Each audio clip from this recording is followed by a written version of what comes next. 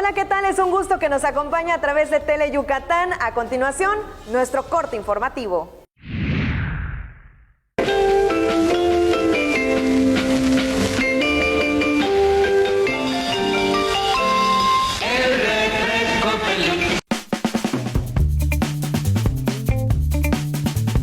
¿Usted probó el refresco Sidra Pino?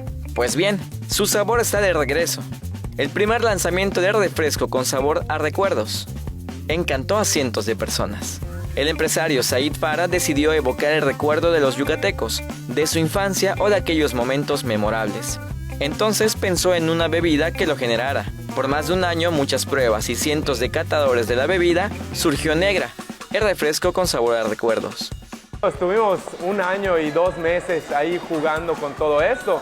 Entonces, no sé a las cuántas pruebas, pero sí te puedo decir que más de, 600 personas tuvieron que haber probado y haber llegado al punto en el que dijéramos, este es el sabor de pasado que queremos entregarle a las personas. El empresario yucateco contrató a una empresa local que envasa la bebida. La primera producción fue de 10 cajas de 24 botellas y se agotaron en menos de 3 horas. Hace 2 días produjeron 30 cajas más. A la gente le gustó mucho, ahí mismo, en ese momento grabamos algunas reacciones que vamos a estar subiendo a las redes sociales y bueno, a la gente le encantó, eso es lo que te puedo decir. 355 mililitros, es una botella normal, así es. Es de vidrio, el envase es de vidrio y la etiqueta es una etiqueta completamente negra. El refresco Negra no se elaboró con la receta original de la Sidra Pino, pero su sabor es idéntico.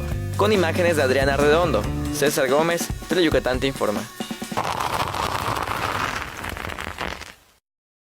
Esto es lo más relevante que ha sucedido en nuestro estado en las últimas horas. Nos vemos en el próximo corte informativo.